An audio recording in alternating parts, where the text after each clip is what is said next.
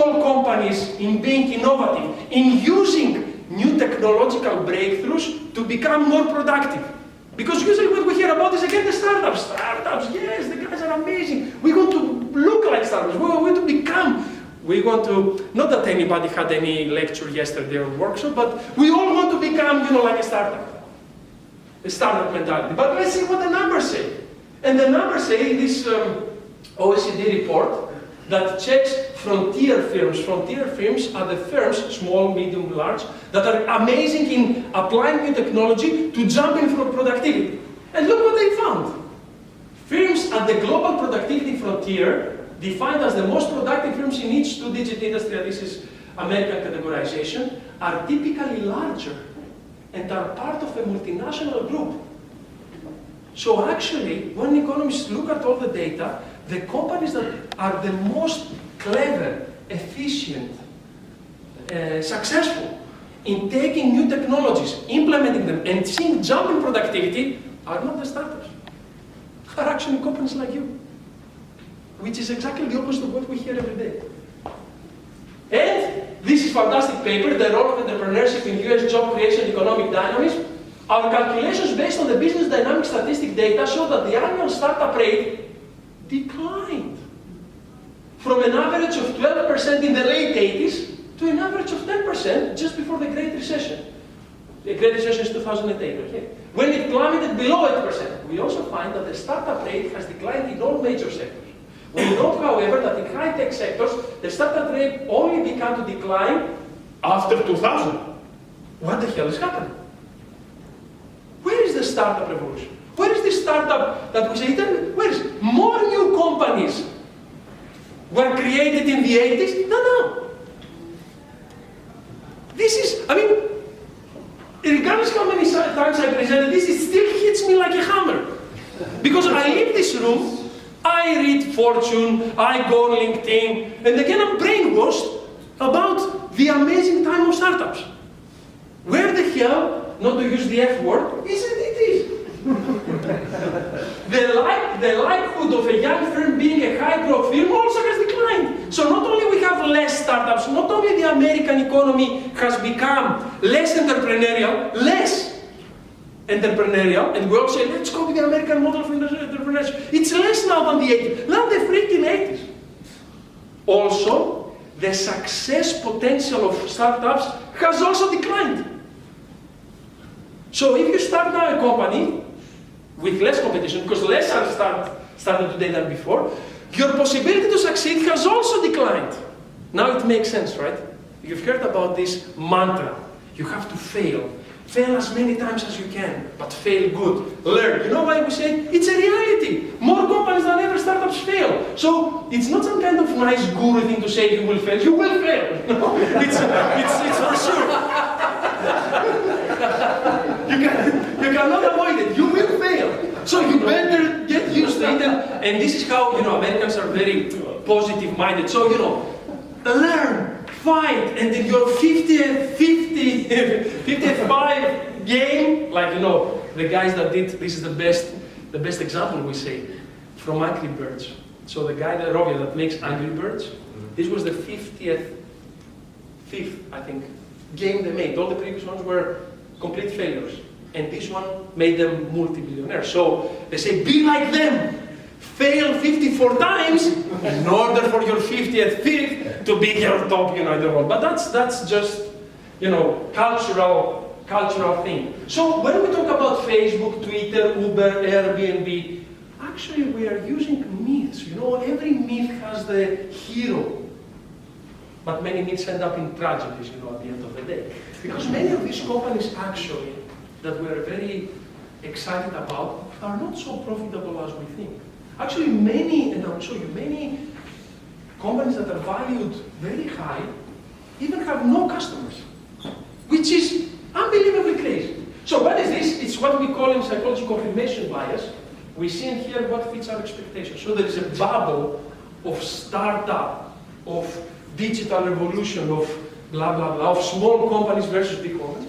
We have created this very nice image, I would say, that fuels the growth of these companies. How? Because of the stock market. Okay, so everybody's trying to buy their shares. And every time there's a new hero on the street, it confirms the story, which is, of course, a bias. Have you heard of what are they? Unicorns. When do we characterize a startup as a unicorn? 1 billion. Yes, when they are valuated. Now it's very important, they're privately held, so they're not in the stock market, there's no IPO yet. They're privately held. If a valuator, an investment bank, a hedge fund, comes and says, I want to buy 10% for this price, and then in 100% this means 1 billion, it's called a unicorn. Now, this is, it says 80 tech startups, this is in 2015. 80 tech startups are worth 1 billion. They're not in the stock market, so they're worth by somebody saying, somebody saying you're worth like this, okay, give me 5% of you. So some of them, they're not in business. They're not selling anything, but they're valued like 1 billion. A year later, you remember how many we said? 80. A year later, 173. 362 billion. This is crazy. And what happened after? The party's over. As a Greek, I know very well this phrase. I think it was Schäuble that said it to us 7 years ago, 8 years ago. The party's over, guys. Everything drops concerning the numbers for, and 2006 it fell further. Okay, so all everything, the VCs-backed companies is falling. Every number we have is falling. And as I said, 2016, it fell even more. So less companies of these unicorns are going for IPOs to go into the stock market. And the ones that go receive less money than the previous ones. So actually, it's kind of run, Forrest, run for the exit. There's a panic at this moment for startups of unicorns in the US. There is panic in hedge funds, there is panic in investment bank, because it was actually a kind of a scam. Because if you are to come to an IPO, if I'm your bank that I'm advising you, I get a commission from how high you will open that day. So the higher I value you, the higher I create this buzz for you going into the stock market, the more I get money. But is this the real value? I mean, is this the value of the company that has, very little business? It's a bubble. Okay, and they realize this, and now we hope it will not burst, it will just deflate a little bit, because if it bursts, yes? At the beginning of this century, we had the new economy. Yes. And wasn't it a similar situation? 99, 2000, .com, yes. Exactly the same. Yes, very similar. I hope we learned something from this. Right? Although knowing for Wall Street has a very short memory. It doesn't have So why you don't want to be a Silicon Valley unicorn? Now actually there is a lot of people coming out, and although unicorn was the #1 thing that every young person on this planet wants to make, because they want to make a lot of money from the investment, not from making business, from the investment. Now they say it's not good if you are a unicorn. If you are a unicorn and your value does not come from actual business but from valuations, now investors go away. So good thing is that sense is coming back in. Okay, it's all about greed. It's a bubble. So what the hell is happening? What the freaking case do we have here? Where is the revolution? If the revolution, listen to this, if entrepreneurship was stronger in the US in the 80s than today, if productivity was higher before 2003 than it is today, if large companies like you constantly prove that are better in incorporating technologies to boost productivity, if all these are happening, all these things are happening, where is the revolution? What, in my young daughter that she will communicate with Skype with her friends, that's a revolution? That's not a revolution. I'm reminding you of the note that I said, still people will make money, still companies have to work to be great in digital, and especially in servicing customers, creating, streamlining processing, all this will happen, but it's not a revolution. Okay, it's a new toy, it's a new nice technology that will help us maybe create some interesting things, but concerning revolution, don't expect one because there's no one. Okay? And this is my problem, scientists. Earth endangered by new strain of fact-resistant humans.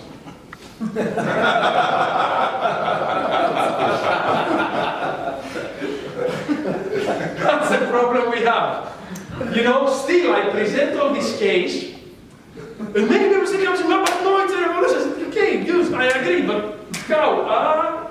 You know, how do we call it? Post-truth society. Post-truth. You need to look for the alternative facts.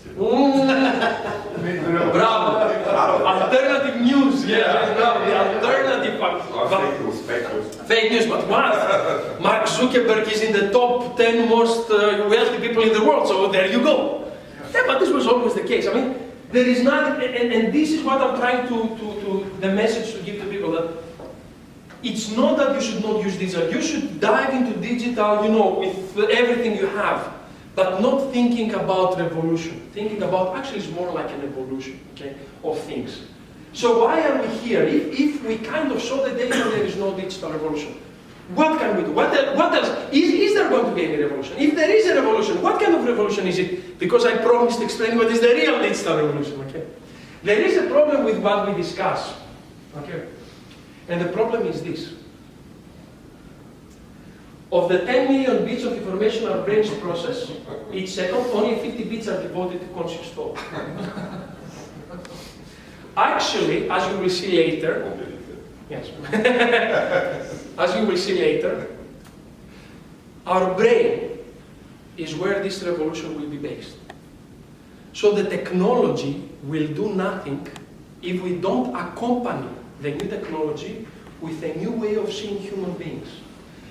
Neuroscience is the biggest tool we have at this moment. Actually, 90% of the things we know about the brain, they're 20, 30 years old. It's very new. It's a very new science. And by understanding how the brain reacts to various situations, we have the ability to use the new technology to really create the productivity, the efficiency, the revolution we want. But we need to accept some things.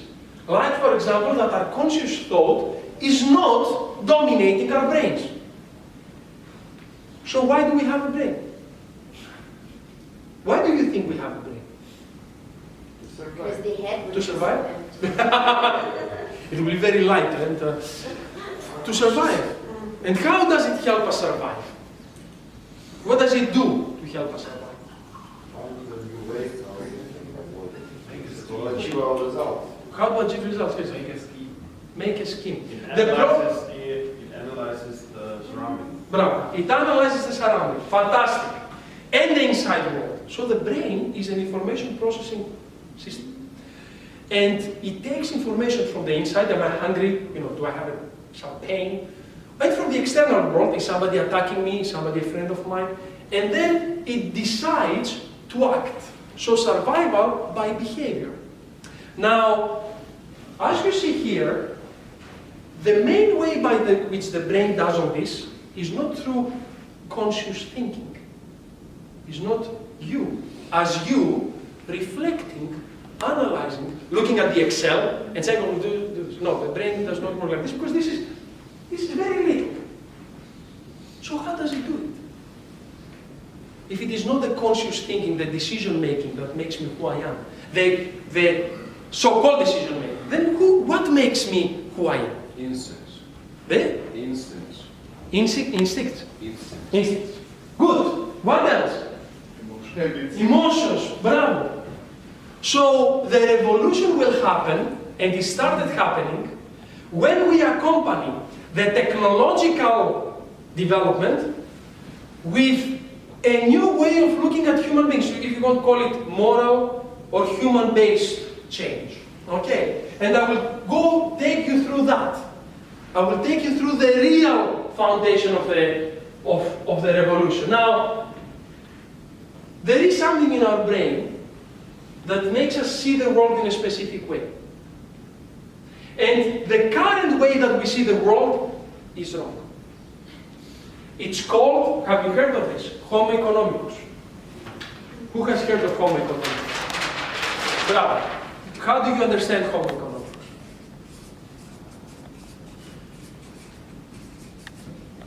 rational decision. Bravo.